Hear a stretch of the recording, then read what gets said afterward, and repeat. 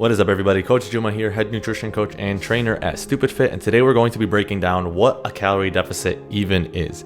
You've probably heard through social media, through a friend, through some other person, that you need a calorie deficit to lose weight. And this is a scientific fact. Where a lot of people go wrong is that they don't understand what a calorie deficit entails. They've heard things to do that can lead to calorie deficits, but they don't actually understand how to be in one. So first things first, a calorie deficit is not a type of diet. It's not something that you actually do. It's something that your body is going through. It's like if your pet ran away and you felt sad. The pet running away made you sad, but the pet running away isn't the sadness. The sadness is something that you're feeling inside of you, and it's what you're experiencing.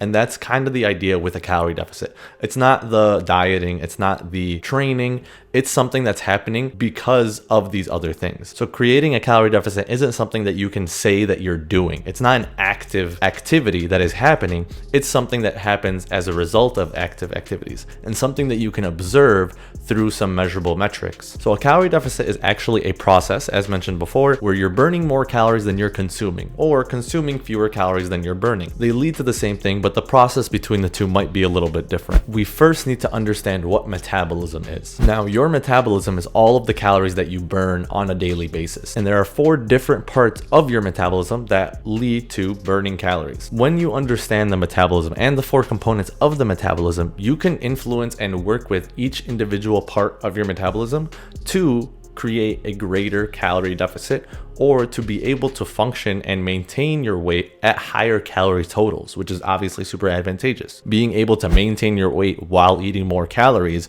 is an amazing thing. The first one and the biggest part of your metabolism, making about 60-75% of it, is your basal metabolic rate. This is the calories that you burn at rest. So when not doing anything, just existing, maintaining the tissues in your body, that takes a lot of calories to maintain. Your body is a super complicated system, and just to keep it running takes a lot of calories. That is going to be the bulk of your metabolism on a day-to-day basis, your basal metabolic rate. The next thing is the thermic effect of food, and this is basically the calories you burn through digestion. So taking the food that you eat and actually breaking it down further and transporting those nutrients throughout your body takes energy. It takes calories to do that. So understanding and knowing how to work with and manipulate this variable can be really helpful in creating a greater calorie deficit. Now, the next aspect of your metabolism is NEAT activity. NEAT is an acronym, and it stands for non-exercise activity thermogenesis. This is all of the activity that you do on a daily basis that isn't training. So nothing you do in the gym, not the running that you do or the jogging or the HIIT classes or whatever.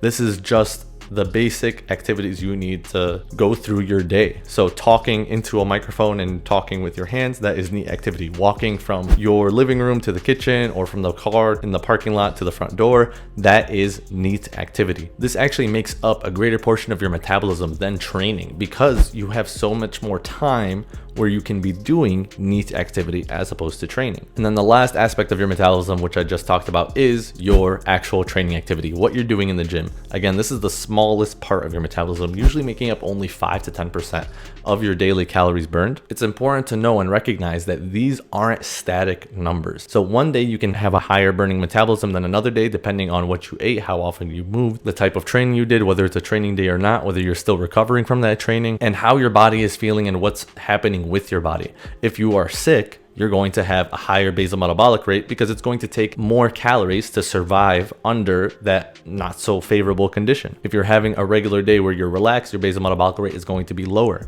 If you are only getting 1,000 steps one day, your metabolism is going to be lower because you're just burning less calories. Your metabolism isn't one fixed number that is stuck for the rest of your life. It is something that is flexible and changes every day and every week. But you can get a good idea of what your base metabolism is using a generic BMR calculator or basal metabolic rate calculator. You could Google one of these and just input your height, weight, age, and it'll give you a good rough estimate of what your actual basal metabolic rate is.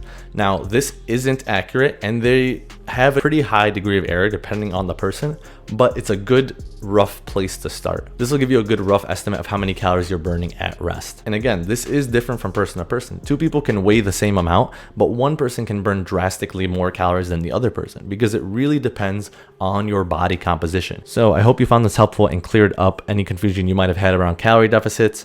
if you did find this helpful, make sure you subscribe to the channel. We do drop new content every single week to help make losing fat as simple as possible for you. And until next time, stay stupid.